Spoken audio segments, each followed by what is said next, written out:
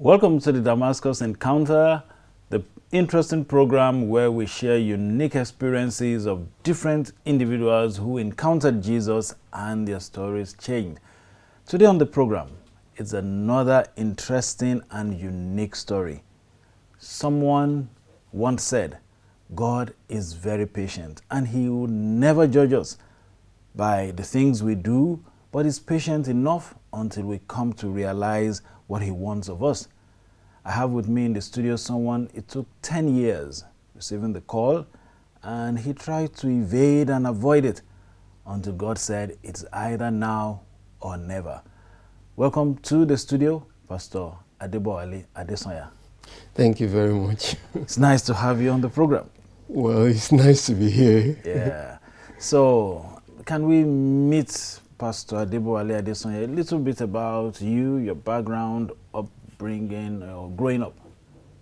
Okay, so my name is Adebowale Adesanya, and I am the third of 3 children of the same parent. The story I heard, my uncle became an Adventist.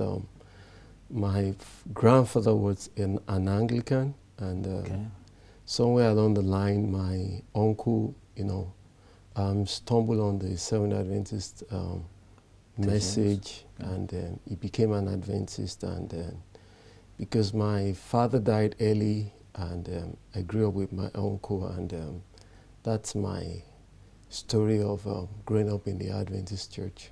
Okay, so quite an interesting story.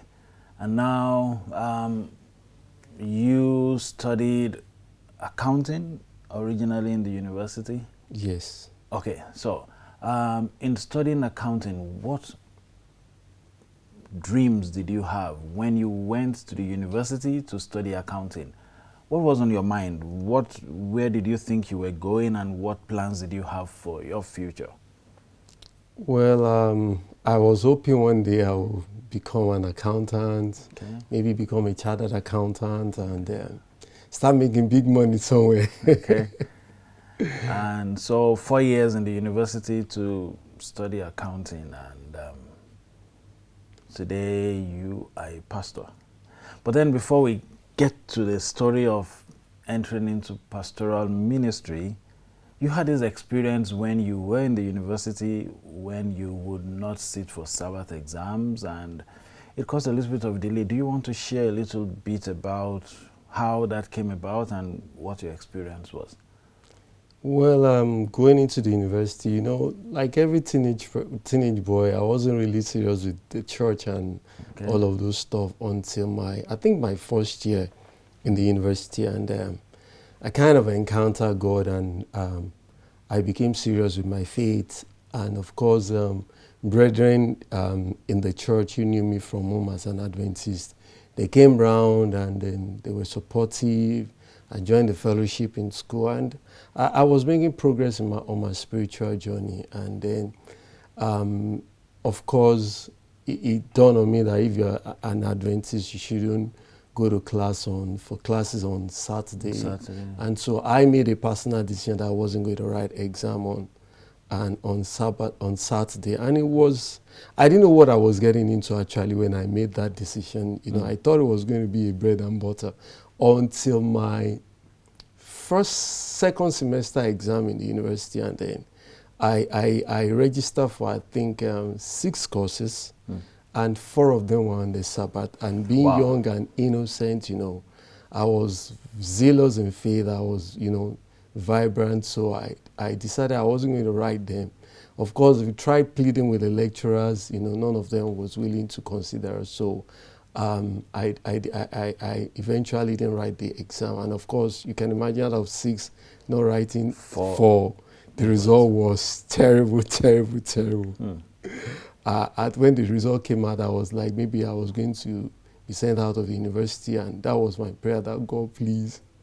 But God kept me there. And of course, eventually I had an extra semester, which eventually turned out to be an extra year.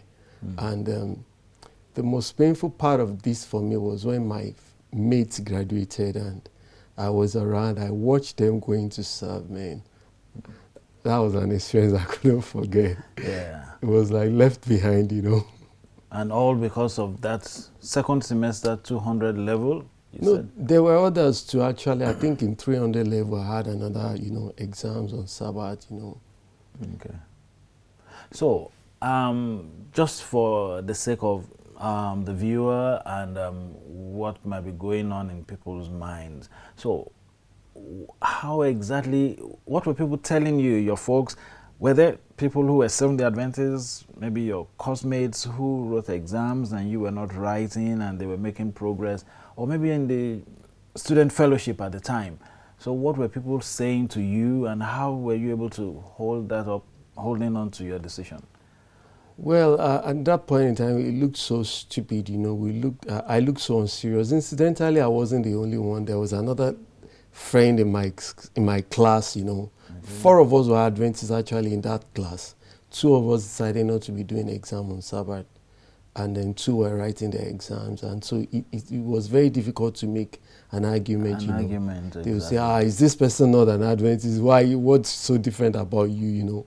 And of course, I couldn't even tell my uncle, you know, that I took that decision because it wasn't really easy. And of course, you know, lecturers was, is it these ones that God will now throw you out of heaven because, you know? So, but I remember that some of Ellen White's writings that I read then said, it's a question of faith, you know, that the Sabbath is a matter of faith, you know, and those were encouraging words, and by His grace, I pulled through. Yeah, so you weathered the storm, and in no time you graduated. And so, having graduated, you had a brief. Did you ever work as an accountant, and what was it like? Yes, actually, I worked for 10 years as an accountant, you know, including working with you at AWR, you know. Okay. You know, when AWR started out in Nigeria, Adventist World Radio started in Nigeria. And from there, I moved to a mortgage bank, and from there, I moved to a ISP, Internet Service Provider, still working as an accountant. It was interesting working as an accountant, you know, and, you know, hoping to get into some big organizations and make some money, you know. Especially I like the aspect of, you know, looking at the profitability of a company and helping to make decisions, what to do, what not to do, what to invest in, what not to invest in.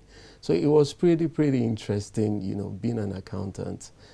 But then all along, you know, it's always been there, especially when I was at 300 level. I think it was when I was at 300 level that I got a call to ministry. I think, remember, I was in my student hostel and I was praying and I felt called into the ministry, but then I wasn't ready for that, you know. Of course, like every other person, I rationalized, I negotiated, I gave terms and conditions, you know. Bargaining with God. Yes, bargaining with God, kind of. So, make me understand this idea of, because everybody talks about it, I got the call, or I felt called. Some people say, well, I heard. So what exactly is it like receiving that call? Like God wakes you up like Samuel and then He calls you, or it's a feeling, or is it dream sort of? Well, from my experience, because while I was struggling with my call, when I was struggling with the calling, I had the opportunity to talk to Pastor Ajibade. He was then the president for the West Nigerian Conference, you know. I spoke with him, I shared my struggle with him, and he told me of his own struggle and, you know, what he went through to answer the call. But I wasn't really convinced after talking to him, so I continued my journey. And then there was a time Pastor Jewali, you know, the former university pastor of Babcock University, came around to see his dad, and then we were living. I was then living in Ibadan. So he dropped by at my house, and we got talking, and then we got into the subject of call, and we talked a lot. He shared his experience. But after he left, I realized that, you know what, it's a personal decision. You know, I knew it's a decision nobody could help me to make.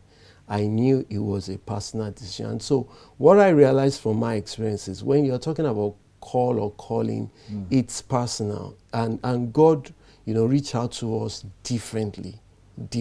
But what I know is you will convince, Okay. For me, it wasn't as if somebody said, you talk like a pastor, you look like a pastor, because I wasn't even a church person to start with, Okay. So it was more of inner conviction. I heard when God spoke to me, and it wasn't once when I Was was. it audible or just an impression? Because I keep It was looking further. both. It It was was both both. for me. Okay. It was both for me. It was audible. It was impression, And then I also had kind of a revelation from the Word of God. After my experience in the university, when I was in the bank and I was working, I remember one night the Lord woke me up and took me to, I think, Jeremiah 35. It was the story of the family of, I forgot the name now. God told Jeremiah to go to the house of Jacobed or something like that. I can't remember, but I know it's Jeremiah 35 or 37. And when he got there, he asked them to take wine, to do things that their grandfather told them not to do. Okay. And they refused to do it. And God said to Jeremiah that the house of Israel will not listen to him. Meanwhile, the family listened to their grandfather. And God promised them that they will never lack a man to stand before them. And that troubled me. I was like, what message was God trying to tell me? Does it mean that your way of rewarding people is that they will be able to stand before you or something like that? I felt impressed that God was saying something to me, but then I ignored it. It wasn't until 10 years after that eventually, the call came again. And that I couldn't say no anymore. And you knew there was no way, no more excuses. At that time, I already left salary job and I was trying to establish myself in business. I was working. I got a contract with an architectural firm who got a contract with Lagos State government, and I was commissioned to supply. They were repairing all the secondary schools in Lagos, and I was commissioned to supply them doors. So I was fabricating the doors and then taking it to supply. And it was one of those occasions while I was there waiting for my order to be done, that I heard God telling me that, you know what, I gave you this business, for a while. But then as at that time, I was also involved in church, activities, very regular in church, of course, active in the church. And I heard God right there where I was waiting for my order telling me that, you know what, this is just for a while and you have to make up your mind. And what I felt then was a sense of urgency. I felt God telling me it was either now or never. Never. And so that feeling was there and you were convinced that now it's time to decide for God. We'll come back and talk some more after the short break. Damascus Encounter will be right back. Welcome back to the Damascus Encounter, and we still have Pastor Adebowale Adesanya in the house sharing his story and his Damascus Encounter. Pastor Adebo, so you now decided, I have to do this. So what was the first step you took and what was that like? Well, I didn't really know what I was getting into. I didn't have any idea of what it means to even answer the call. I was just doing my own thing. One thing that was certain to me was I love the Lord. I want to serve. I want to do, whatever I could do to make God happy. And because I also discovered that makes me happy too. So when eventually I felt that sense of now or never, it was tough for me. I didn't even think of the business I was setting up. The only thing I could do was to ask God, so what do you want me to do? Just like Paul, looking back now, I said, so what do I do? Where do I start from? And I felt God telling me that go and obtain a PGD form, that is postgraduate diploma in pastoral ministry. So I couldn't even tell my wife at home because it would never surface in our discussion that I was going to be a pastor. And of course, I never thought I was going to be. So you were married at this time? Yes. And you never spoke about this with her? So At the time the call was on all along, did you never mentioned it to her? This has been troubling me. I've had a thought on my mind. It's possible that we discussed it one time or the other, but she knew I love the Lord, but I can't recall ever sitting out with her to talk about, the impression I was having of being called into the ministry. Okay. So then let's talk about the fact that you are 3 of your parents, and then 2 of you are pastors. Yes. Any coincidence? Who became pastor first, your brother or you? It was my brother, and I don't think my becoming a pastor has got nothing to do with him being a pastor, because we were 2 different people. He has always been a church person, in the choir, always going with the choir up and down, I was always, somebody who wasn't really interested in the church. Interestingly, when he decided to become a pastor, I didn't really, it didn't move me because he's already always in the church anyway. I spoke to him too about my struggle, and I was like, you know what, it's up to you. Just take your time and decide. Exactly. Okay, so beautiful story so far, and then you took this decision and you've had to pastor in different places. Do you want to share with us what you are doing now, your service for God, where you are currently serving, in what capacity? Well, it's been a journey for me, because it wasn't just boom like that, because even when I took the PGD form and I enrolled and I was going on, while the PGD form was going to end and people were like, okay, putting in to work with the conference, I didn't know what I was going to do, and I just was praying, God, what do I do? And then I remember one day like that, out of desperation, I was praying in the church. So where do I go now? I'm about to finish this program. What's plan? And again, I heard God, telling me to go and talk to university pastor. That was Pastor Larry then. Okay. And I spoke to him about it. I was like, well, if you have done what God asked you to do, well, you apply to all the conferences if they are willing to take you. But meanwhile, I was praying that they won't take me because I didn't want to be a pastor. Okay. Even at that point in time, I still didn't want to be a pastor. So I was praying that no conference will employ me. So, well, he said, you just apply to all the conferences. If they take you, fine. If they don't take you, fine. But he said, you know what, if you don't mind, I need somebody to assist me, but I don't have any money to pay anybody.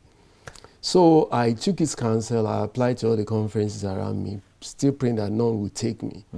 And then one day, one Sabbath morning, I was in the church and I heard God again telling me to give a year's service to him with Pastor Larry, since he said he needed help. So I told him that, you know what, God asked me to work with you for a year. And he said, well, I don't have money to pay. I said, no problem. And, I was married then, I have 2 children. And then I was going to, my business, of course, I gave it up since I went into pastoral school. And then I was going to work for 1 year without pay. And I kind of believe because God told me he was going to pay me. And I put in for that. And God was sustaining us. But the miracle was before the end of that 1 year, I think after I put in 8 months, the conference where Babcock is hired me.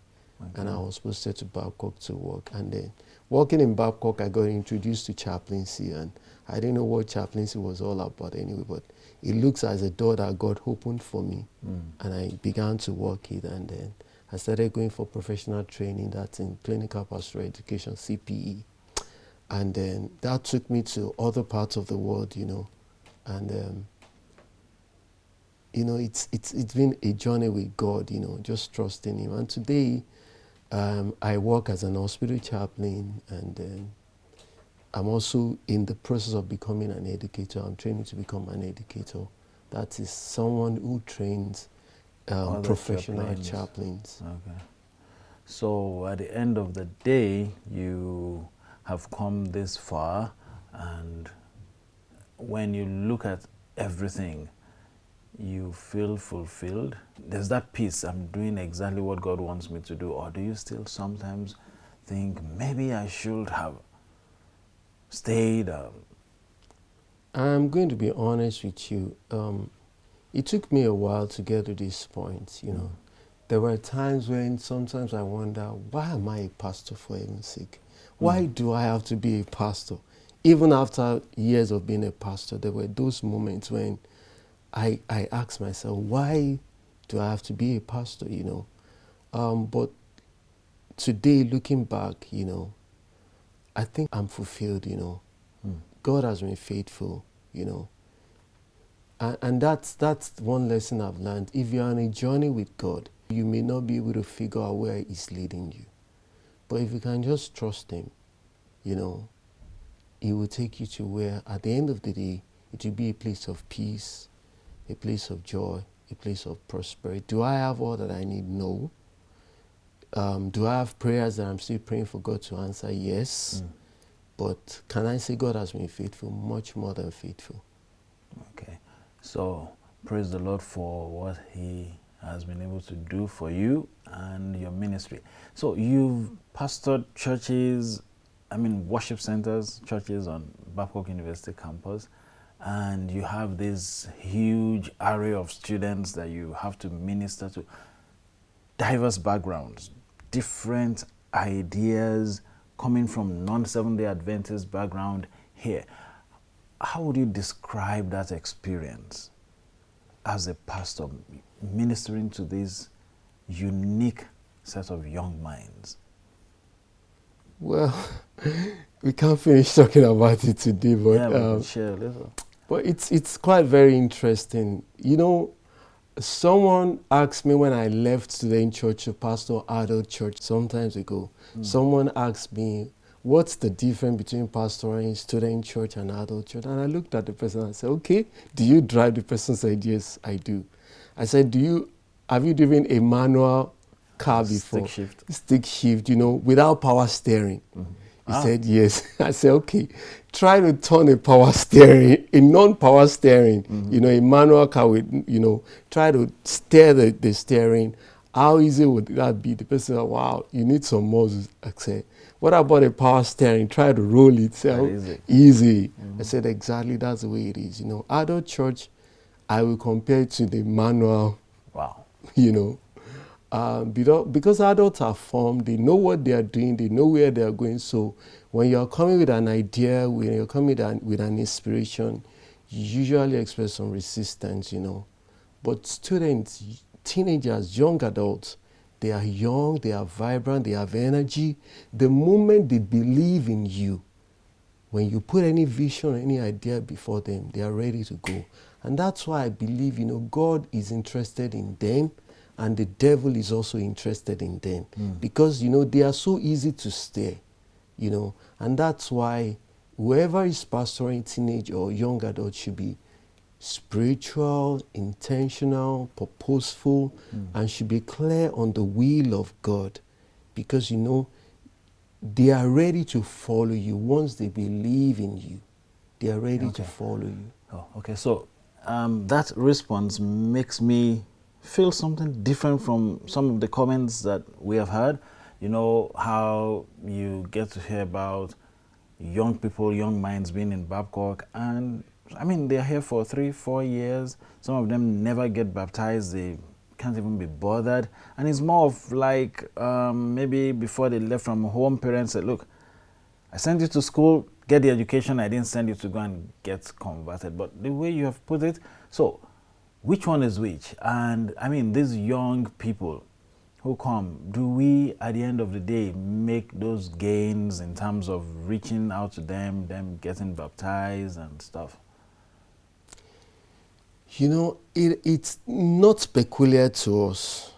Now, this is general, and this is something that has also been researched into and discovered. Teenagers, young adults, they are believing. They trust adults, especially when they see that you are very sincere and genuine and authentic with them. As a matter of fact, they will listen to you the moment they see that you are sincere, you are authentic. But the moment they question you, the moment they have reasons to doubt your sincerity or your integrity, you've lost them. And so, a factor that I see here is that adults are usually mostly unsincere with younger ones. You see, when they ask us questions, we try to show that we have all the answers. But you know, they will respect you even when you say, you know what, I don't have the answer to that. Let's investigate it together. They will follow us when they can trust us and say that we are genuine, we're sincere, and we're authentic. But the moment they have a reason to question our sincerity, man, that's the problem. Okay, so thank you very much for your sharing, and to the glory of God, God who has called you has led you thus far, and I still believe plenty more blessings and achievements for you to encounter with Jesus, even as you serve in his vineyard. Pastor Adesanya, it's been a pleasure having you on the Damascus Encounter.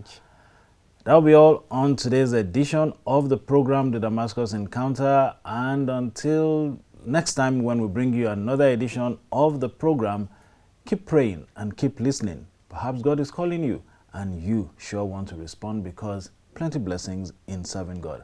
Until next time, it's bye for now.